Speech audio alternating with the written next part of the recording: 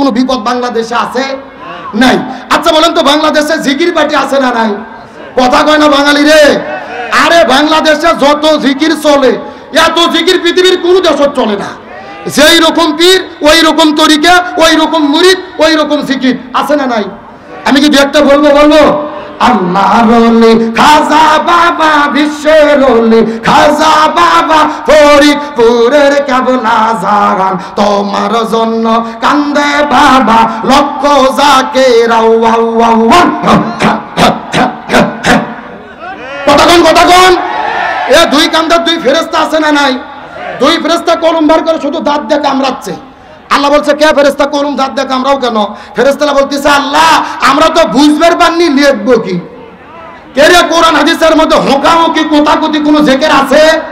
বাংলাদেশে তো জিকির চলে, বসেন বসেন বইসে যান। এখন অবশ্য আর বসেন বসেন জিকির চলতেছে না, তাইরি ফেল তাইরির বন্ধুর কাছে। এখন তাইরির বন্ধু জিকির করতেছে, হেমতেই আল্লাহ, হেমতেই আল্লাহ। এ যুবকের আছে না নাই? বলে মুর্শিদ আমার হুজুরি সাকি মহিমা জানে, গলার মালা বানাইয়া ধীরে ধীরে টানাইয়া, হেমতেই আল্লাহ, হেমতেই আল্লাহ। আমার তো মনে বলে জুতো দিয়ে পিঠে এদের চাপা সোজা করে দেওয়া দরকার।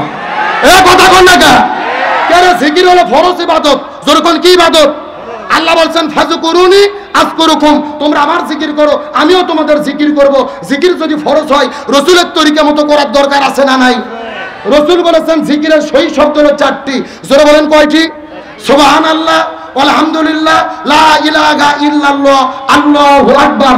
এই 4টা শব্দ ছাড়া সহি কোনো জিকির। অথচ বাংলাদেশে জিকির চলে। গত 3 দিন আগে দেখলাম একটা বক্তা মঞ্চে ওয়াজ করতেছে, হঠাৎ করে যখন জিকির শুরু করছে, ভেতর দিক থেকে একটা মুসল্লি ডাইরেক্ট লাফ দিয়ে উঠে মঞ্চ দৌড়ে আসে, বক্তার কাছে আসে চেয়ারের উপরে চড়ে এক লাফ দিয়ে বক্তার ঘাড়ত চড়ছে। এ যুবকেরা কথা বল না, এ ভিডিও দেখেছো না? একেবারে বক্তার কাঁধের উপর লাফ দিয়ে চড়ে উপরে বাস ধরে এক ডিগবাজি দিয়ে বাদুরের মতো ঝুলতিছে আর জিকির করতেছে। চিৎকার করে বলেন, এগুলো জিকির না ফাজলামি? আমার তো মনে বলে এদের এই সমস্ত জিকির দেখে হিন্দু, বৌদ্ধ, খ্রিস্টানরা পর্যন্ত আমাদেরকে নিয়ে হাসি ঠাট্টা তামাশা করে। যেখানে মুসলমান ধর্মের নাম দিয়ে এরা করতেছে কি? এদের এই সমস্ত ঝলাঝলি দেখে কিছু বাউল শিল্পী আবার গান বের করেছে, আমি বলবো নাকি? এত লাফাস কেন রে তোরা, এত লাফাস কেন, এত লাফাস কেন রে তোরা, এত লাফাস কেন, লাফাইয়া খোদারে পাইলে আগে পাইতো ব্যাং। বলতেছে লাভ মারে বড় যদি আল্লাহর কাছে যাওয়া যেত, তে মানুষের আগে ভ্যাং আল্লাহর কাছে যেত। শোনেন, হাজির জন্য বলিনি, জিকির সম্পর্কে কথা বলা আমার উদ্দেশ্য নয়, তবে পরিষ্কার করে বলি, এই ভণ্ডদের সঙ্গে আমাদের কোনো সম্পর্ক থাকতে পারে? আসল মূল কথার দিকে আপনাদের কাছে জিজ্ঞেস করতে চাই, এই বাংলাদেশের ভেতরে গভীর মনোযোগ ভালো করে লক্ষ্য করেন, আল্লাহর কাছে সবচাইতে প্রিয় আল্লাহর জমিনে দিন কায়েম। তাহলে বলেন তো, এই জিকিরের নামে যারা লাপালাপি করতেছে, এদের কি কোনো বিপদ বাংলাদেশে আছে? একটু জোরে বলেন। বাংলাদেশে নামাজ পড়লে কি বিপদ হয়? হজ করলে কি বিপদ হয়? যাকাত দিলে কি বিপদ হয়? জি, একটা মাত্র ইবাদত করলে বাংলাদেশে বিপদ হয়। আপনারা কি গবেষণা করে বলতে পারবেন ওই ইবাদতের নাম কি? গভীর মনোযোগ ভালো করে বোঝার চেষ্টা করেন। এই বাংলাদেশে নামাজ পড়লে বিপদ হয় না, হজ করলে বিপদ হয় না, যাকাত দিলে বিপদ হয় না, জিকির করলে বিপদ হয় না, কিন্তু বাংলাদেশের ভেতরে তারাই বিপদের মধ্যে পড়েছে যারা জমিনের ভেতরে কোরআন বিজয়ের আন্দোলন করেছে। আর এই জন্যই আল্লাহর কাছে সবচাইতে প্রিয় কোরআন বিজয়ের আন্দোলন করা।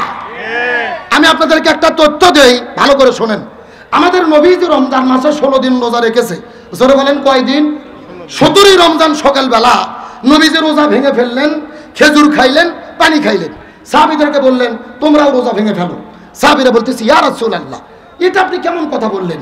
আপনি না 3 দিন আগে ওয়াজ করলেন একটা রোজার এত দাম, ইচ্ছে করে যদি কেউ একটা রোজা ছেড়ে দেয় লাগাতার 60টা রোজা রাখতে হবে, আবার যদি একটা রোজা ছেড়ে দেয় আবার লাগাতার 60টা রোজা রাখতে হবে।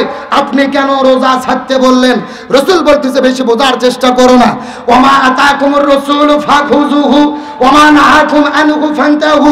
আমি নবী যা বলি তা তোমরা করো, যা করতে নিষেধ করি তা থেকে দূরে থাকো। আবু জেহেল মদিনে আক্রমণ করেছে, আর বসে থাকা যাবে না। এখন আবু জেহেলের মোকাবেলা করতে হবে। তার মানে বোঝা গেল রোজা রাখা ইবাদত, কিন্তু রোজার চাইতেও দামি ইবাদত হলো এই জমিনের ভেতরে কোরআন বিজয়ের আন্দোলন করা।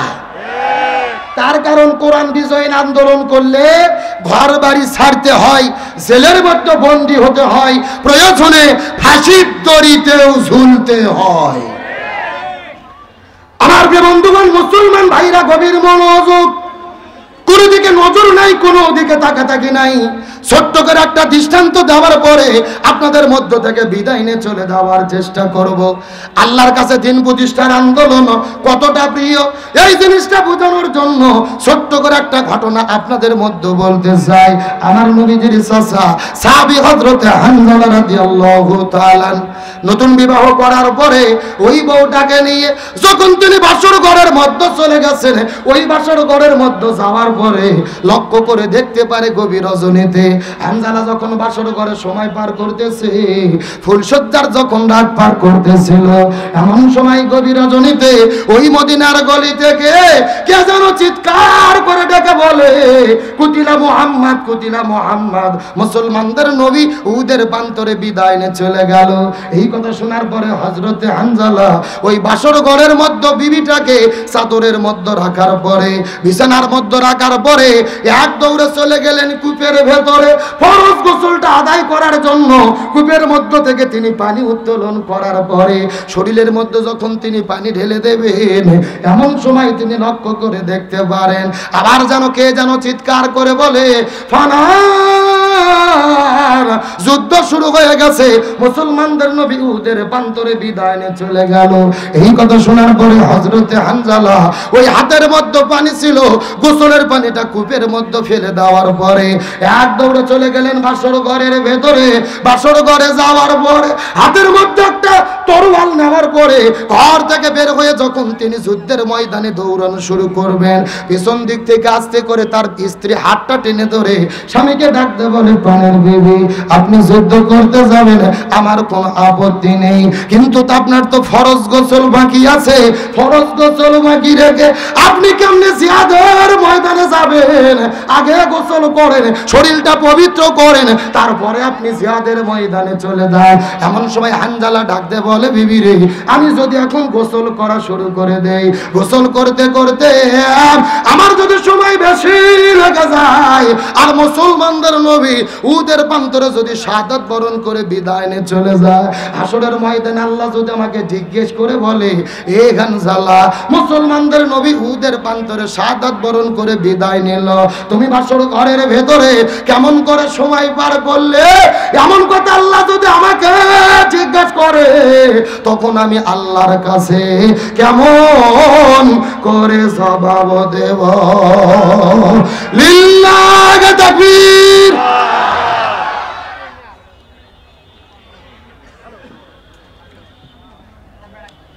মুসলমানদের নবী যদি বিদায় না চলে যায়, আর যদি আল্লাহ হাসরের ময়দানে আমার কাছে জিজ্ঞাসা করে, তখন আমি আল্লাহর কাছে কেমন করে জবাব দেব?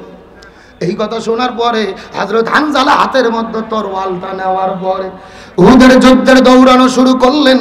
দৌড়াইতে দৌড়াইতে উহুদের ময়দানে যাওয়ার পরে যুদ্ধ করতে করতে যখন ফজর নামাজের আজান হয়ে গেল, তিনি কিন্তু ফজর নামাজ পড়তে পারলেন না, যেহেতু তার ফরজ গোসল বাকি ছিল।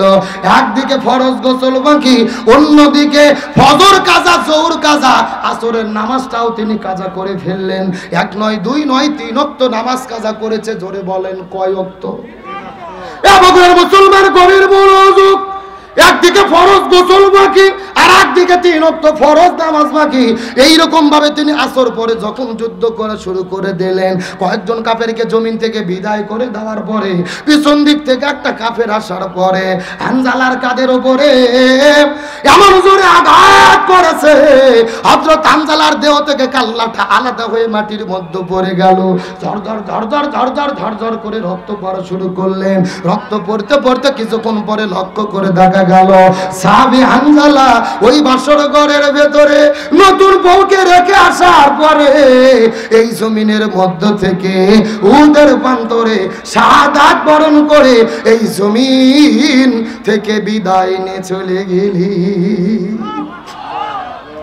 এ বগুড়ার মুসলমান গভীর মনোযোগ, উহুদের প্রান্তরে শুধু হানজালা নয়, নবীজির 70 জন সাহাবী এই জমিনের মধ্য থেকে বিদায় নিয়ে চলে গেছেন। আজকেও যারা মক্কা মদিনায় হজ আর উমরা করতে যাবেন, ওই মদিনায় যাওয়ার পরে উহুদ পাহাড়ের পাদদেশেই কিন্তু লক্ষ্য করে দেখবেন একই জায়গার ভেতরে 70 জন সাহাবীকে কবরস্থ করে রাখা হয়েছে। চতুর্দিক থেকে ওয়ালটা ঘেরাও করে দিয়েছে। একই জায়গার মধ্যে নবীজির 70 জন সাহাবীর কবর।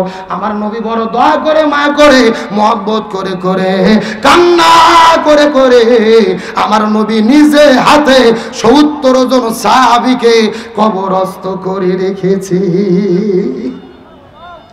এ বগুড়ার মুসলমান গভীর মনোযোগ, ওই মদিনার মধ্যে যাওয়ার পরে লক্ষ্য করে দেখলাম ওই মদিনার ভেতরে হাজার হাজার পাহাড় দেখা যায়। কোনো পাহাড় কিন্তু লাল না, উহুদ পাহাড়কে যত পরিমাণ লাল দেখা যায়। আমি মদিনার মানুষদেরকে জিজ্ঞাসা করে বললাম, ভাই এই মদিনার মধ্যে হাজার হাজার পাহাড়ের ভেতরে কোনো পাহাড়তে এতটা লাল দেখা যায় না, এই যে উহুদ পাহাড় এত লালসে কেন দেখা যায়? মদিনার মানুষেরা ডাকতে বলে, হুজুর আমরা পূর্বপুরুষদের কাছে শুনেছি, কোনো কোনো বইয়ের মধ্যে দেখেছি আমাদের নবী যখন যুদ্ধ করার জন্য উহুদের প্রান্তরে চলে গেছেন, যুদ্ধ করতে করতে পিছন দিক থেকে কাফেরেরা আসার পরে নবীজির মাথার হেলমেটের মধ্যে আঘাত করেছে।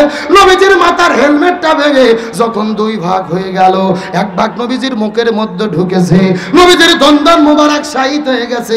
নবীজির মুখের মধ্য থেকে ঝরঝর করে যখন রক্ত পড়া শুরু করলেন, একটা ফোঁটা রক্ত যখন মদিনার মধ্যে পড়েছে, পুরো মদিনা থরথর থরথর করে কাঁপা শুরু করেছে। আর একটা ফোঁটা রক্ত নবীর যখন উহুদের প্রান্তরে পড়েছে, পুরো উহুদ পাহাড়টা কাঁপতে কাঁপতে কাঁপতে কাঁপতে ওই সাদা আর কালো থেকে লাল আকার ধারণ করেছে। লিল্লাহ তাকবীর। আমি নবী না চিনিলাম, কি ভুল করিলাম, আমি নবী না চিনিলাম, কি ভুল করিলাম, বসুমে ঢালিলাম ঘি,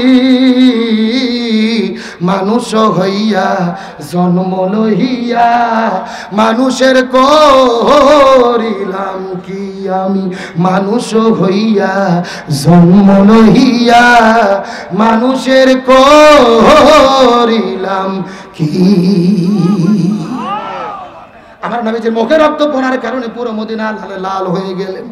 আমার নবীজি লক্ষ্য করে দেখতে পারলেন, উহুদের পত্র থেকে লক্ষ্য করে দেখতে পারলেন ওই মদিনার মধ্য থেকে একটা সুন্দরী মেয়ে বের হয়ে হাউমাউ করে কান্না করে করে উহুদের প্রান্তরে চলে আসে। নবীজি লক্ষ্য করে দেখতে পারলেন মেয়েটির হাতের মধ্যে মেহেদি, পায়ের মধ্যে মেহেদি। নবীজির বুঝতে বাকি রইল না, এই মেয়েটি বাসর ঘরের মধ্য থেকে উহুদের প্রান্তরে দৌড়ে চলে এসেছে। আমাদের নবীজি আস্তে করে মেয়েটির কাছে যাওয়ার পরে ডাক দে বলে, মা তুমি বাসর ঘরের মধ্য থেকে উহুদের প্রান্তরে কেন দৌড়ে এসেছো জানতে চাই। এই কথা বলার পরে মেয়েটি ডাকতে পারে, ইয়া রাসূলুল্লাহ আপনি কি আমাকে চিনতে পেরেছেন? আমি তো সেই মেয়ে গতকালকে বিকেল বেলা আপনার চাচা হানজালার সঙ্গে আপনি যেই মেয়েটিকে বিবাহ করে দিয়েছিলেন। ওগো নবী আপনার কি মনে পড়ে গতকালকে বিকেল বেলা আপনার চাচা হানজালার সঙ্গে আমাকে বিয়ে করে দিয়েছিলে? আপনার চাচা আমাকে বিয়ে করার পরে আমাকে নিয়ে যখন বাসর ঘরের মধ্যে চলে গেছে, আমাদের মধ্যে প্রেম ভালোবাসা মহব্বত চলতেছিল। এমন সময় গভীর রজনীতে মদিনার গলির মধ্যে থেকে কে যেন ডেকে ডেকে বলে, কুতিলা মুহাম্মদ, কুতিলা মুহাম্মদ। মুসলমানদের নবী জমিন থেকে শাহাদাত বরণ করে বিদায় নিয়ে গেছে। এই কথা শোনার পর আমার স্বামী হাতের মধ্যে তরোয়াল নামার পরে এক দৌড়ে উদের প্রান্তরে দৌড়ে গেছে। উদের প্রান্তরে যাওয়ার পরে যুদ্ধ করা শুরু করেছে। ওগো নবী, আমি জানতে পেরেছি আসর নামাজ পড়ার পরে, আসর নামাজের পরে আমার স্বামী জমিন থেকে বিদায় নিয়ে চলে গেছে, শাহাদাত বরণ করেছে, এই জন্য উদের প্রান্তরে এসেছে। ওগো নবী, আপনি ভুল বুঝবেন না, মনের মধ্যে কষ্ট নেবেন না, আমার প্রতি আপনি ভুল বুঝ গ্রহণ করবেন না। আমার স্বামী জমিন থেকে বিদায় নিয়ে চলে গেছে, এই জন্য আমি কিন্তু কোনো কান্না করি না রে। আমার কান্না করার কারণ হলো আমার স্বামীর ফরজ গোসল বাকি আছে। আপনি একটু আমার স্বামীর জন্য গোসলের ব্যবস্থাটা করে দেবেন। লিল্লাহ তাকবীর। এ বগুড়ার মুসলমান কবির মনোযোগ, আমার নবী জমিন থেকে বিদায় না চলে গেছে, এই জন্য আমি কিন্তু কোনো কান্না করি না। আমার কান্না করার কারণ হলো আমার স্বামীর ফরজ গোসল বাকি, আপনি একটু গোসলের ব্যবস্থাটা করে দেবেন। তার কারণ ইসলামী শরীয়তের বিধান হলো কোন ইমানদার মুসলমান যদি যুদ্ধ করার জন্য জিহাদের ময়দানে চলে যায়, ইসলামী আন্দোলন করতে গিয়ে এই জমিন থেকে বিদায় নিয়ে চলে যায়, এই লোকটাকে যারা শহীদ হয়ে বিদায় নিয়ে চলে যাবে এদেরকে গোসল করাতে হয় না, এদেরকে নতুন করে কাপনের কাপড় পরাতে হয় না। আল্লাহ বলছেন, ইয়া রাসূলুল্লাহ, এই জমিনের ভেতরে দিন কায়েমের আন্দোলন করতে হয়ে যাবে, এদেরকে গোসল করানোর দরকার নাই, এদেরকে নতুন করে কাপনের কাপড় পরানোর দরকার নাই, এদেরকে সুন্দর করে রক্ত মাখা জামা সহ কবরের মধ্যে দাফন করে দেবেন। তার কারণ হাসরের ময়দানে এই মানুষগুলো রক্ত মাখা জামা নিয়ে আল্লাহর কাছে শহীদদের কাতারে দাঁড়ায়া যাবে। লিল্লাহ তাকবীর। ও বগুড়া মুসলমান গভীর মনোযোগ, এই জন্য মেয়েটি ডাকতে বলেন আমার স্বামী বিদায় না চলে গেছে, এই জন্য আমি কোনো কান্না করি না। তার মানে বোঝা গেল ইমানের বলে যারা বলিয়ান হয় এরা কখনো জালেমের কাছে মাথা নত করে। আমাদের দেশের মধ্যে আমরা লক্ষ্য করে দেখেছি, আমাদের নাকিব, আমাদের রাহবার মাওলানা মতিউর রহমান নিজামী, আব্দুল কাদের মোল্লা, সালাউদ্দিন কাদের শাখা চৌধুরী, আলী হাসান মোহাম্মদ মুজাহিদ, এই মানুষগুলো আস্তে আস্তে ফাঁসির দড়িতে ঝুলেছে, কিন্তু জালেমের কাছে মাথা নত করে। ওই যে কোরআনের বাকি শহীদ আল্লামা দেলোয়ার হোসেন সাইদি, ওর 200 বছর ধরে কোরআনের মাহফিলে যিনি আলোচনা করলেন, যার আলোচনা শোনার পরে হাজারো মানুষ কালেমা পড়ে পড়ে মুসলমান হয়ে গেল। যেই মানুষটা কাবাগরের মধ্যে ঢুকে নামাজের অনুমতি পাইল, যেই মানুষটাকে বুকের মধ্যে জোরে ধরে কাবা শরীফের ইমামে চুমু খাইলো, ওই কোরআনের বাকি আল্লামা সাইদিকে 13 বছর ধরে জেলে বন্দি রেখে ওই জেল থেকে বের করে হসপিটালে ভর্তি করে ইনজেকশনের সিরিজের মধ্যে বিষ ঢুকায়া আল্লামা সাইদিকে পরিকল্পিতভাবে তারা হত্যা করেছে। আরো ধরে বলেন, 1 নয় 2 নয় 13 বছর ধরে কোরআনের পাখিকে জেলে বন্দি রাখার পরে হসপিটালে ভর্তি করে যেই ডাক্তারকে চিকিৎসা করার দায়িত্ব দিয়েছিলেন, এই ডাক্তারের নাম হলেন ডাক্তার মোস্তফা জামান। এই ডাক্তার কোন ডাক্তার? যেই ডাক্তার 2013 সালে শাহবাগের গণজাগরণ মঞ্চে দাঁড়িয়ে স্লোগান দিয়েছিল, সতে সাইদি তুই রাজাকার, তুই রাজাকার, রাজাকারের ফাঁসি চাই। যেই লোকটা আল্লামা সাইদির ফাঁসি চাইলো, ওই লোকটাকে দিল চিকিৎসা করার দায়িত্ব। আমাদের বগুড়ার ভাষায় বলে শিয়ালের কাছে ছাগল বাগি।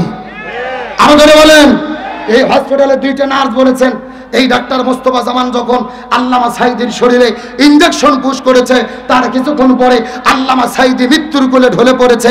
তার মানে বোঝা গেল আল্লামা সাইদির মৃত্যু কোনো স্বাভাবিক মৃত্যু ছিল না, এটা পরিকল্পিত হত্যাকাণ্ড। সুতরাং বর্তমান ডক্টর ইউনূস সরকারকে বলতে চাই, ওই কোরআনের পাকে আল্লামা সাইদিকে পরিকল্পিতভাবে তারা মৃত্যুর দিকে ঠেলে দিয়েছে, এদের প্রত্যেককেই গ্রেফতার করে ফাঁসির দড়িতে ঝুলাতে হবে।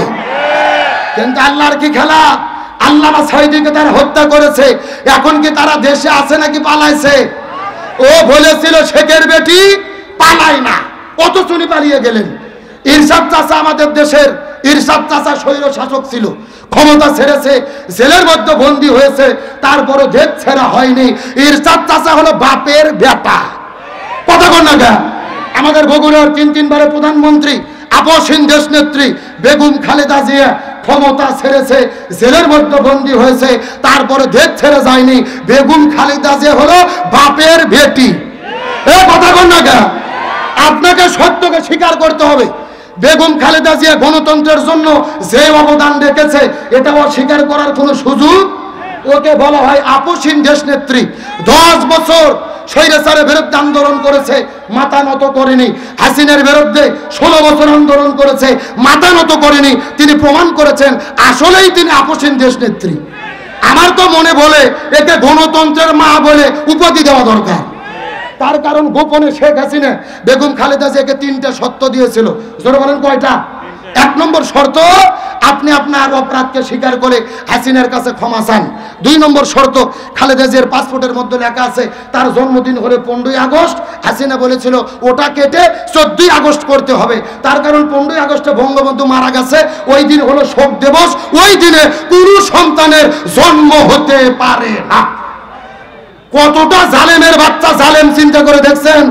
কেন সন্তান জন্ময় কার হুকুমে? অথচ ওরা 15ই আগস্টে আর কাউকে জন্ম হতে দেবে না। কারণ কি? ওরা 15ই আগস্টে শোক দিবস পালন করে, খিচুড়ির ড্যাঙ্কি নিয়ে মারামারি করে। কথা বল না গা? আর ওই খালেদা জিয়ার কর্মীরা একটু কেক কাটে তো ওদের জলে জলে। আর 3 নম্বর শর্ত দিয়েছিল আপনি মুচলেকা দেন, লন্ডনে চলে যান, চিকিৎসা করবেন, আর দেশে ফিরবেন না। আপনাকে এই 3টে শর্ত মেনে যেতে হবে। খালেদা যে বলেছে আমি জেলে থেকে প্রয়োজনে পচে পচে মারা যাব, তাও জালেমের কাছে মাথা নত করব না। এই আল্লাহ আকবার বলেন। তাহলে যে গণতন্ত্রের জন্য সবকিছু স্যাক্রিফাইস করেছে তাকে গণতন্ত্রের মা উপাধি দেওয়ার দরকার আছে না নাই? অনেকেই বলে হাসিনা হলো গণতন্ত্রের মানুষ কন্যা। ও মানুষ কন্যা না, ও হলো হত্যাকারী কন্যা। ভালো করে শোনেন, তালির সাহেব দেশ ছাড়েনি, খালেদা জিয়া দেশ ছাড়েনি, জামাত ইসলামের নেতৃবৃন্দ কি দেশ ছেড়েছে? তারা হাসতে হাসতে ফাঁসির দড়িতে ঝুলেছে, তারপরে দেশ ছেড়ে যায়নি। তারা প্রমাণ করেছে তারাই হলো ইসলামী আন্দোলনের একনিষ্ঠ পরীক্ষিত কর্মী। আর তাদেরকে যারা শেষ করতে চেয়েছে তারাই বিদায় নিয়েছে। আছে নাকি পালাইছে? আরো জোরে বলেন, কোথায় আওয়ামী লীগ, কোথায় কাদের কাকা, কোথায় গেল ওই জালেমের গরম গরম কথা? একটু জোরে বলেন, জোরে বলেন। যারা ঠিক বলবে না মনে করবেন ওই গ্রুপের লোক। জোরে বলেন ঠিক। কোথায় আওয়ামী লীগ, কোথায় কাদের কাকা, কোথায় গেল ওই জালেমের গরম গরম কথা? খেলা হবে, খেলা হবে, খেলা হবে, খেলা হবে, খেলা হবে বইলা কাকা গেল পালাইয়া। ওরা বলেছিল খেলা হবে। এই ডায়লগ কে দিয়েছিল? এই ধরুন কি কাদের? কাউয়া কাদের। আমার বাইরে আসার জন্য বলিনি, এই ওবায়দুল কাদের মানুষের অন্তরে যত জ্বালা দেশে, এত জ্বালা বাংলাদেশে কোনো নেতা দেয়নি। কিন্তু আসল খেলা যখন শুরু হলো এদেরকে খুঁজে পাওয়া গেল। আবার এরা বলতেছে আমরা সীমান্তের কাছে আছি, যে কোনো সময় শর্ট করে ঢুকে পড়তে পারি। আমরা বলছি ম্যাডাম আসেন, এটা তো আপনার বাবার দেশ, আপনি আসেন, আপনি শর্ট করে ঢুকবেন আর আমরা আপনাকে ফট করে আয়না ঘরে ঢুকে দেবো। এই যেরকম কি ঘর? ওরা আসবে, আমরা কি আঙুল চুষবো, কলা খাবো, কোথায় ঢুকে দেবো? বুবু আইবার তুমি আইবা গো, এইবার আইসা বুবু ক্ষমতা পাইবা না। জোরে জোরে জোরে। বুবু আইবার তুমি আইবা গো, এইবার আইসা বুবু ক্ষমতা পাইবা না। খোঁজনেই বুবু কাদের কাকার, অবস্থা খারাপ দরবেশ বাবার, হারুন আঙ্কেল এখন সামনে আসে না। নেতা কর্মী সব জেলের ভেতর, বুবু আসে ডরের উপর, কখন জানি আসে গ্রেফতারি পরোয়ানা। বুবু আইবা তুমি আইবা গো, এইবার আইসা বুবু চিয়ার পাইবা না। কথা বলেন ঠিক কিনা? আল্লাহর কোরআন বলেছে কুতিবা আলাইকুমুল কিসাস, জীবনের পরিবর্তে জীবন, হাতের পরিবর্তে হাত, পায়ের পরিবর্তে পা, চোখের পরিবর্তে চোখ। এই আয়াতের ডিজিটাল ব্যাখ্যা হলো আয়না ঘরের পরিবর্তে আয়না ঘর। তার কারণ বলেন তো আয়না ঘর আমরা তৈরি করেছি নাকি ওরাই করেছে? আমাদের প্রিয় ভাই ব্রিগেডিয়ার আমান আজমি ব্যারিস্টার আরমানকে 13 বছর ধরে আয়না ঘরে বন্দি করে রেখেছে, সূর্যের আলো দেখতে দেয়নি, বাইরের বাতাস দেখতে দেয়নি, এমনকি আজান যখন হতো বক্সে গান বাজাইয়া তার আজান পর্যন্ত শুনতে দিত না। সুতরাং ডক্টর মোহাম্মদ ইউনূসকে বলতে চাই, ওই স্বৈরাচারের যত এমপি মন্ত্রী দোষর গ্রেফতার হয়েছে এদের জেলে রেখে জামাই আদর করলে হবে না, এদের প্রত্যেকেই আয়না ঘরে বন্দি করে রাখতে হবে। আলোচনা কি চলবে?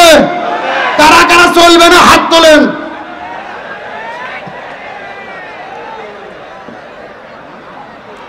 এই হলো হুজুগে বাঙালি, যাই বলে আয় রে তারই সাথে যাই রে, বোঝা শোনা নাই রে। এ সত্য সত্য কারা কারা চলবে হাত তোলেন তো দেখি। ওটান হাত উঠান, লিল্লাহে তাকবীর। এ সামনে হাত উঠান উঠান, এ মুরব্বি মুরব্বি মুরব্বি, হ্যাঁ সভাপতিকে হাত উঠান দেখে সবাই একটু একটু গলা কাকে দেন।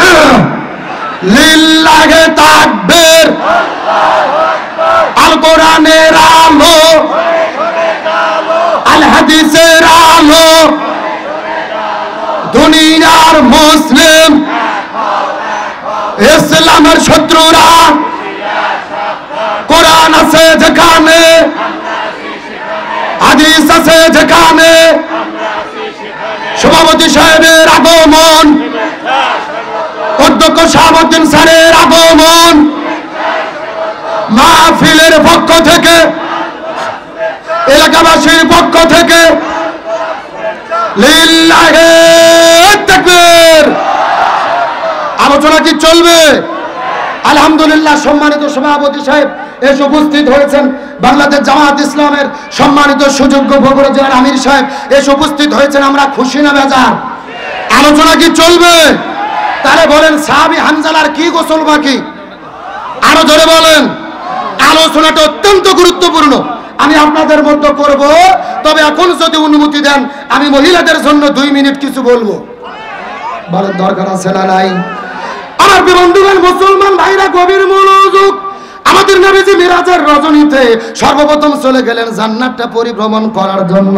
ওই জান্নাত পরিভ্রমণ করার পরে, জান্নাত থেকে বের হওয়ার পরে জাহান্নামের মধ্যে যখন চলে গেলেন, ওই জাহান্নামের মধ্যে যাবার পরে লক্ষ্য করে দেখে ওই জাহান্নামের ভেতরে হাজার হাজার মহিলাদেরকে আগুন দিয়ে দাউ দাউ দাউ দাউ করে জ্বালানো হচ্ছে।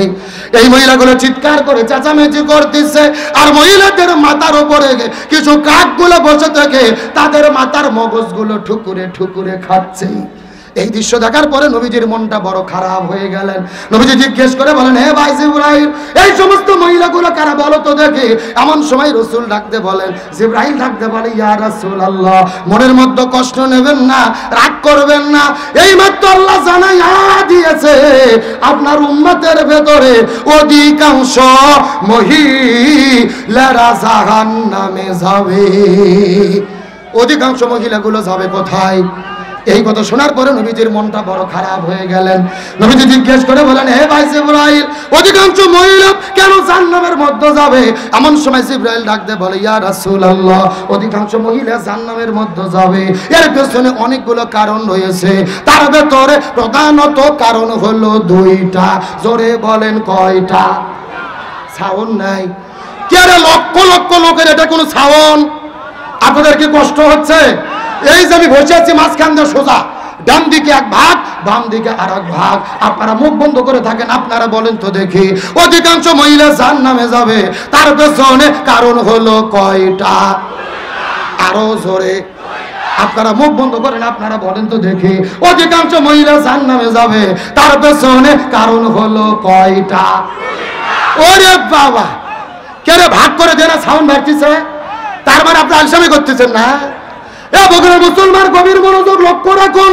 ডানে যারা আছেন কথা বলবেন, বামে যারা আছেন তারাও কথা বলবেন, মঞ্চের চতুর্দিকে যারা বসে আছেন তারাও কথা বলবেন। সবাই মিলে চিৎকার করে বলেন তো, অধিকাংশ মহিলা জাহান্নামে যাবে, তার পেছনে কারণ হলো কয়টা? আরো জোরে। এই কথা শোনার পরে নবীজির মনটা বড় খারাপ হয়ে গেলেন। জিবরাইলকে জিজ্ঞেস করে বলেন, হে ভাই জিবরাইল, হে ভাই জিবরাইল, 2টা কারণ অধিকাংশ মহিলা জাহান্নামে যাবে, এর মধ্যে প্রথম নম্বর কারণটা কি বলো তো দেখি। এমন সময় জিবরাইল বলেন, ইয়া রাসূলুল্লাহ, তার মধ্যে প্রথম নম্বর কারণ হলো যেই মহিলাগুলো মাথার চুলগুলো বের করে, আজরা বাজরা বের করে, বেপরদা অবস্থায় রাস্তাঘাটে ঘোরাফেরা করে, এই সমস্ত মহিলাগুলো জাহান্নামের মধ্যে যাবে। তার মানে বোঝা গেল বেপরদা নারী যারা জাহান্নামে যাবে তারা এ শূন্যস্থান পূরণ বোঝেন না জোরে বেপরদা নারী যারা। এখন বলেন বেপরদা নারী বগুড়া জেলাতে আছে না নাই? আমি খুব ভালো করে জানি, বগুড়া জেলার মা বোনদের খবর আমার ভালো করে জানা আছে। এই যে যুবকের আজকের মাহফিল উপস্থিত হয়েছে, এই যুবকদের কোনো দোষ নেই। এরা মহিলাদের পিছে ঘুরতো না, ইফটিজিং করতো না, ধর্ষণ করতো না, যদি আপনার আমার মেয়ে পর্দার ভেতরে থাকতো। কথা বল না কেন? আমরা যখন আমাদের মেয়েদেরকে বেপর্দা করে ছেড়ে দিছি তখন তাদের মাথা হিট হয়ে গেছে, প্রেম করে ছেঁকা খায় বলতেছে চাচা হেনা কোথায়? কথা বলে যুবকেরা বলতেছে চাচা হেনা কোথায়, বাড়ি ঘর তো সাজানো কেন? আমি যুবকদেরকে বলতে চাই, এ যুবকেরা হেনার পেছনে ঘুরো না, কোন মেয়ের পেছনে ঘুরো না, পড়াশোনা করো, চরিত্র গঠন করো, প্রতিষ্ঠিত হও। শুধু হেনা কেন, হেনার বাবা মা, চাচা চাচি, দাদা দাদি সবাই তোমার পেছনে ঘুরবে। যুবকেরা কখনো কোন মেয়ের পেছনে ঘুরতে পারে? তাহলে চিৎকার করে বলেন বেপরদা নারী যারা। ভালো করে শোনেন, আর দুই লক্ষ্য করে আমার বন্ধুগণ মুসলমান ভাইরা গভীর মনোযোগ। এই কথা শোনার পরে আমার নবী জিবরাইলকে জিজ্ঞেস করে বলেন, এ ভাই জিবরাইল, 2 নম্বর কারা জান্নাতের মধ্যে যাবে বলো তো দেখি। জিবরাইল বলে, ইয়া রাসূলুল্লাহ, 2 নম্বর হলো ওই প্রকার মহিলাগুলো যেই মহিলাগুলো স্বামীর খেদমত করে না, স্বামীর কথা মতো চলে না, স্বামীর আনুগত্য করে না, এই মহিলাগুলো জাহান্নামের মধ্যে যাবে। তার মানে বোঝা গেল স্বামীর অবাধ্য স্ত্রী যারা জাহান্নামে যাবে। এখন বলেন স্বামীর অবাধ্য স্ত্রী আছে না নাই? ভালো করে বোঝেন, বর্তমানে বগুড়া জেলার মহিলারা হলো রাষ্ট্রপতি। এরা নিজেরা রাষ্ট্রপতি সেজে স্বামীকে চালাতে চায়, কিন্তু স্বামীর অধীনে চলতে চায়। কিন্তু বলেন তো দেখি, পরিচালক কি নারী হবে নাকি পুরুষ হবে? স্বামী হবে না স্ত্রী হবে? আল্লাহর কোরআন বলেছেন, আর রিজালু কাওয়ামুনা আলান নিসা, পরিচালক কোন নারী নয়, পুরুষদেরকে হতে হবে। পরিচালক কোন নারী নয়, পুরুষদেরকে হতে হবে। কার কথা? আরো ধরে বলেন, গভীর মনোযোগ, ভালো করে বোঝেন। এই যে 6 মাস আগের ঘটনা, আমেরিকাতে যিনি প্রেসিডেন্ট হয়েছে আদা পাগলা ডোনাল্ড ট্রাম্প। যেরকম কি পাগলা, এটা আমার কথা নয়, আর বিরোধী দল বলেছিল যে মেন্টাল আদা পাগলা ডোনাল্ড ট্রাম্প, 90 বছর বয়স, একে কেউ ভোট দিও না। তার বিরুদ্ধে ভোটে দাঁড়িয়েছিল বিশ্ব সুন্দরী কমলা হ্যারিস, একে তোমরা ভোট দাও।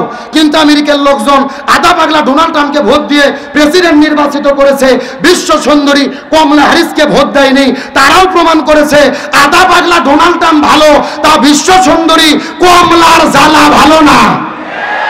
আমেরিকার লোক বুঝলো রে। আর আমরা বাংলাদেশের 90% মুসলমান 54 বছর পার হয়ে গেল, বুঝলাম না।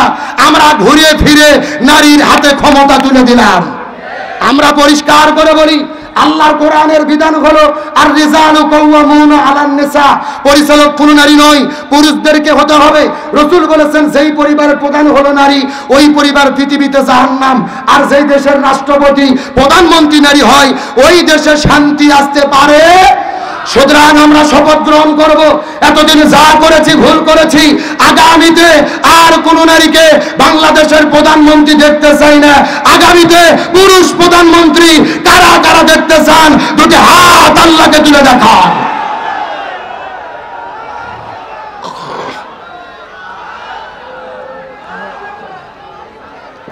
বগুড়া মুসলমান গভীর মনোযোগ, হাত নামান।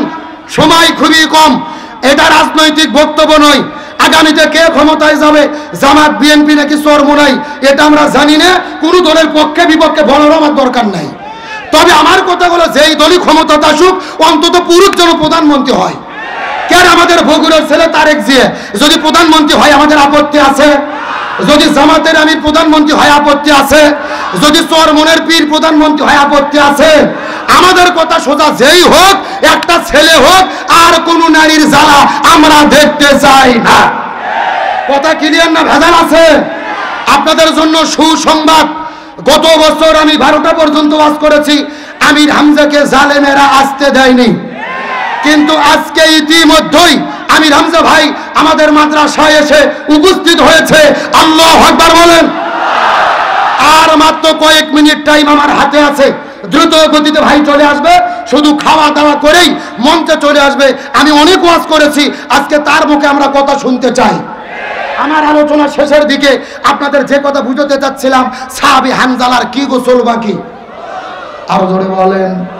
আমার বন্ধুগণ, মুসলমান ভাইরা গভীর মনোযোগ, কোনো দিকে নজর নাই, কোনো দিকে তাকাতাকি নাই। আর 2টা মিনিট আপনাদের মধ্যে কথা বলবো, মনোযোগ দিয়ে শোনার চেষ্টা করেন, ভালো করে বোঝার চেষ্টা করবেন। মেয়েটি কান্না করে করে বলে, ইয়া রাসূলুল্লাহ, আমার স্বামী বিদায় নিয়ে চলে গেছে, আপনি একটু তার জন্য গোসলের ব্যবস্থাটা করে দেন। নবীজি সাহাবীদেরকে ডেকে বলেন, হে সাহাবীরা, আমার চাচা হানজালা কোথায়, তোমরা একটু খুঁজে বের করে দেখো তো দেখি। 2 মিনিট বল, 2 মিনিট, ওদের একটা জায়গা আছে তো, 2 মিনিট বলবো। আমার বন্ধুগণ, মুসলমান ভাইরা গভীর মনোযোগ, নবীজি সাহাবীদেরকে দায়িত্ব দিলেন, তোমরা একটু খুঁজে বের করো তো দেখি হানজালার লাশটা খোঁজায়। কিন্তু সাহাবীরা পুরো মদিনার মধ্যে খোঁজাখুঁজি করেছে, কিন্তু সাহাবী হানজালার লাশটা খুঁজে পাওয়া যায়। নবীজি বড় টেনশনের মধ্যে পড়ে গেলেন, সিজদার মধ্যে চলে গেছেন। নবীজি হাউমাউ করে কান্না করা শুরু করলেন। আকাশের দিকে তাকায়া লক্ষ্য করে দেখে ঝরঝর ঝরঝর করে বৃষ্টি পড়তেছে। নবীর তো টেনশন বেড়ে গেল, আকাশের মধ্যে মেঘ নেই, কোথা থেকে বৃষ্টি পড়ে। নবীজি কান্না করে সিজদার মধ্যে চলে গেলেন। আল্লাহর পক্ষ থেকে জিবরাইল আসার পরে বলে, ইয়া রাসূলুল্লাহ, মনের মধ্যে কষ্ট নেবেন না, রাগ করবেন না, আপনার চাচা হানজালা বাসর ঘরের মধ্যে থেকে জিহাদের ময়দানে আসার পরে জীবন শাহাদাত বরণ করেছে। একদিকে ফরজ গোসল বাকি, আর একদিকে 3 ওয়াক্ত ফরজ নামাজ বাকি। আল্লাহ তাআলা হানজালার উপরে এত বেশি রাজি খুশি হয়ে গেছে, আল্লাহ তাআলা আসমান থেকে জান্নাতি ফেরেশতা পাঠায়া হাউজে কাউসার আর জমজমের পানি দিয়ে সাহাবী হানজালার জন্য গোসলের ব্যবস্থাটা করে দিয়েছে। লিল্লাহি তাকবীর। এ বগুড়ার মুসলমান, আলোচনার দ্বারা কি বুঝলেন?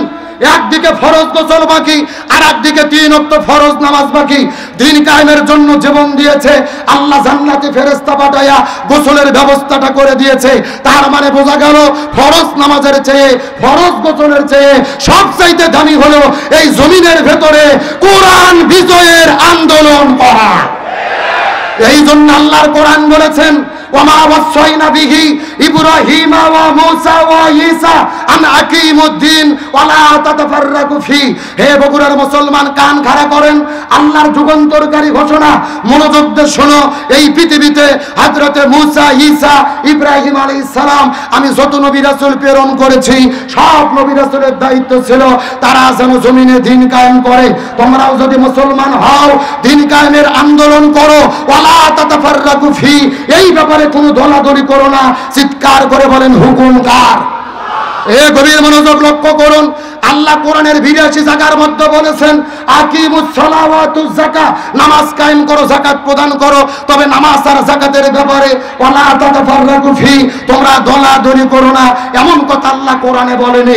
আল্লাহর কোরআন বলেছেন, ওয়ালিল্লাহি আলান নাসি হিজ্জুল বাইত, যদি তোমাদের সামর্থ্য থাকে হজ করো, তবে হজের ব্যাপারে ওয়ালা তাতাফাররাকু ফি, তোমরা দলাদলি করো না, এমন কথা আল্লাহ কোরআনে বলেনি। আল্লাহর কোরআন বলেছেন, কুতিবা আলাইকুমুস সিয়াম, রমজান মাসে রোজাকে ফরজ করলাম, রোজা রাখো, তবে রোজা রাখার ব্যাপারে ওয়ালা তাতাফাররাকু ফি, তোমরা দলাদলি করো না, এমন কথা আল্লাহ বলেনি। কিন্তু আল্লাহর কোরআন বললেন, আনাকিমুদ্দিন, তোমরা দ্বীন কায়েম করো, ওয়ালা তাতাফাররাকু ফি, এই ব্যাপারে কোনো মত পার্থক্য করো না। তার মানে আল্লাহ খুব ভালো করে জানে, নামাজ, রোজা, হজ, যাকাত এইগুলো নিয়ে কোনো দলাদলি হবে না। এই জমিনে যত দলাদলি হবে কোরআন বিজয়ের আন্দোলন নিয়ে।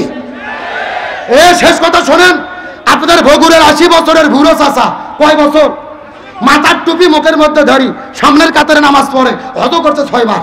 একটা হুজুর যে বলতেছে, চাচা বাংলাদেশে দ্বীন কায়েম করতে হবে, ওই চাচা নামাজ পড়তে পড়তে লাফ দিয়ে উঠে বলতেছে, এই হুজুর রাজনীতি করে রে। কতক্ষণ কতক্ষণ, তার মানে ওর কাছে নামাজ ভালো লাগে, হজ ভালো লাগে, জিকির ভালো লাগে, আল্লাহর জমিন, আল্লাহর দ্বীন কায়েম ভালো লাগে না। কথা পরিষ্কার, যার কাছে সবকিছু ভালো লাগে কিন্তু দ্বীন কায়েম ভালো লাগে না, এরাই হলো টাটকা মুনাফিকের গোষ্ঠী। তার কারণ মুনাফিকের সর্দার ছিল আব্দুল্লাহ ইবনে উবাই, রাসূলের পিছে নামাজ পড়তো, মাথায় টুপি, মুখের মধ্যে দাড়ি। তারপরও কেন মুনাফিকের সর্দার হলো? কারণ হলো 2টা। 1 নম্বর নবীর নেতৃত্ব মানেনি, আর 2 নম্বর জমিনে দ্বীন কায়েমের বিরোধিতা করেছে। সুতরাং বাংলাদেশে মুসলমান পরিচয় দিয়ে ইসলামী আন্দোলনের বিরোধিতা করবে যারা, মনে করবেন মুনাফিকের খালাতো ভাই তারা। সুতরাং আজকের আলোচনার মাধ্যমে বুঝাতে দিয়েছি, শান্তির জন্য কোরআন লাগবে। এই বাংলাদেশের স্বাধীনতার 54 বছর পার হয়ে গেছে, একদল ক্ষমতায় এসেছে আর এক দল চলে গেছে, আমরা শান্তি পাইনি। সুতরাং আজকের আলোচনার ঘোষণা, বাংলাদেশে সব দল দেখা শেষ, আগামীতে আলেমদের নেতৃত্বে কোরআনের বাংলাদেশ। সুতরাং আল্লাহর কাছে সবচাইতে প্রিয় কোরআন বিজয়ের আন্দোলন করা। এই বাংলাদেশে কোরআনকে বিজয়ী করতে ইসলামী আন্দোলনের কর্মী হয়ে কাজ করার শপথ নিতে কারা কারা রাজি আছেন? দুটি হাত আল্লাহকে তুলে দেখা। লিল্লাহি তাকবীর। হাত নামান। আমার সময় শেষ। আমি দীর্ঘ 1.5 ঘন্টা ধরে আলোচনার মাধ্যমে বুঝাইতে চেয়েছি, স্বামীর নীতি, স্ত্রীর নীতি, চাচার নীতি, চাচির নীতি দিয়ে এই জমিনে শান্তি কায়েম হয়নি। আগামীতে কোরআনের নীতি বাস্তবায়ন করলেই বাংলাদেশে শান্তি আসতে পারে। আল্লাহ তাআলা আমাদের সবাইকে কোরআনের পক্ষে, ইসলামের পক্ষে থাকার তৌফিক দিক, বলেন আমিন। এখন আপনাদের জিজ্ঞেস করি, আজকের মাহফিল হওয়াতে আপনারা খুশি না বেজার? কারা কারা বেজার একটু হাত তোলেন তো দেখি। কেউ বেজার নাই। সত্য সত্য কারা কারা খুশি হাত তোলেন। এই হাত তোলেন দেখি, হাতগুলো একটু নারান তো দেখি, ঘুম ছাড়ুক। আলহামদুলিল্লাহ। হাতগুলো একটু মুষ্টি করেন, মুষ্টি, চিৎকার করে বলেন ইয়া রাব্বাল আলামিন। আজকের মাহফিলকে আপনি কবুল করে নেন। এই মাহফিলের ওসিলা করে আমাদের সবাইকে মাফ করে দেন। এই মাহফিলে আমাদের সামর্থ্য মতো দান করার তৌফিক দেন। সকলে বলেন আমিন। হাতগুলো উঠান, উঠান, উঠান। হাতগুলো মুষ্টি করেন। 3 দিন ব্যাপী তাফসীর মাহফিল, লক্ষ লক্ষ টাকা খরচ। আপনাদের উদাত্ত আহ্বান করি, বিসমিল্লাহ বলে হাতটা নামাইয়া পকেটের মধ্যে ঢুকে দেন। যার পকেটে যা আছে 10, 20, 50, 100, 500, 1000 চাদরের মধ্যে, ব্যাগের মধ্যে আপনারা দিয়ে দেবেন। 2 মিনিটের ভেতরে কোনো ওটাউটি নেই, কোনো হইচই নেই। আপনাদের মধ্যে ব্যাগ যাবে, চাদর যাবে, যার পকেটে যা আছে আপনারা দান করতে থাকেন। দ্রুত দ্রুত। ব্যাগগুলো কোথায়? হুজুর ব্যাগ কোথায়? ব্যাগ কোথায়? ব্যাগের বাটি কার? একটু দ্রুত ঢোকেন তো, দ্রুত দ্রুত, একটু দ্রুত। একজনও জগৎ করতেছে না তো, যে দ্রুত। আপনাদেরকে অনুরোধ করে বলবো, 3 দিন ব্যাপী মাহফিল, অনেক টাকা পয়সা খরচ হয়েছে এই কোরআনের মহব্বতে। 3 দিন ব্যাপী তাফসীর মাহফিল, বগুড়া জেলার ঐতিহাসিক মাহফিল। এই মাহফিলটা টিকে রাখার জন্য যার পকেটে যা আছে 10, 20, 50, 100 আপনারা দান করেন। চিৎকার করে বলেন কোরআন কয় পারা? আরো ধরে বলেন। এই 30 পারা কোরআনের নাম ধরে ধরে আমি আপনাদের মধ্যে 30 জন লোক চাই। কে আছেন? হুজুর এই মাহফিল আমি দেবো 1 লক্ষ টাকা, আমি দেবো 50,000, আমি দেবো 20,000, আমি দেবো 10,000, 5,000, 2,000, কমপক্ষে একটা করে 1000 টাকা। কারা কারা দেবেন? 30 জন লোক চেয়েছি। একটু দ্রুত চলে আসেন, আমি আপনাদের জন্য দোয়া করে দেবো। লিল্লাহি তাকবীর। আজকের মাহফিলের সম্মানিত সভাপতি, আমাদের সবারই পরিচিত মাওলানা আবু বকর সিদ্দিক হুজুর দিয়েছেন 5,000 টাকা। জোরে বলেন মারহাবা। আল্লাহ দানকে কবুল করেন, জানেমালে বরকত দেন, মনে নেক মাকসাদ পূর্ণ করেন। এরপরে কি আছেন? আমি অনুরোধ করে বলবো, মঞ্চে যারা বসে আছেন সবাই একটু পকেটে হাত দেন। যার পকেটে যা আছে 1,000, 2,000, 5,000, 10,000, যারা যতটুকু পারেন এই মাহফিলটা টিকিয়ে রাখার জন্য আপনারা মুক্ত হস্তে দান করেন। আসেন, কারা কারা দেবেন একটু হাত তুলেন। হুজুর আমি দেবো 1,000 টাকা, আমি দেবো 2,000, আমি দেবো 5,000, আমি দেবো 10,000। কারা কারা আছেন এই মাহফিল টিকানোর জন্য? একটু দ্রুত গতিতে চলে আসেন। যারা যতটুকু পারেন আপনারা দান করতে থাকেন, সবার জন্য দোয়া হবে ইনশাআল্লাহ। জি, দ্রুত গতিতে একটু আসেন। জিকির করেন লা ইলাহা, জোরে লা ইলাহা, সুবহানাল্লাহ ওয়ালহামদুলিল্লাহ, লা ইলাহা, আকাশাতে লা ইলাহা। জি, মহিলাদের মধ্যে ব্যাগ যাবে, চাদর যাবে। আমার মায়েরা, বোনেরা, আপনার আম্মাজান খাদিজাতুল কুবরার উত্তরসূরি খাদিজাতুল কুবরা রাদিয়াল্লাহু তাআলা আনহা ইসলাম ধর্ম গ্রহণ করে তার জীবনের সমস্ত সম্পদগুলো মুসলমানদের জন্য বিলিয়ে দিয়েছিলেন। এই জন্য আমি আপনাদেরকে উদ্যত আহ্বান করব, আপনারা যার কাছে যতটুকু টাকা আছে কোরআনের মাহফিলটা টিকে রাখার জন্য আপনারা দান করেন। তার কারণ রাসূল বলেছেন, হাসরের ময়দানে কোরআন যার পক্ষে সুপারিশ করবে আল্লাহ তাদেরকে জান্নাত হিসেবে কবুল করবে। সুবহানাল্লাহ বলেন।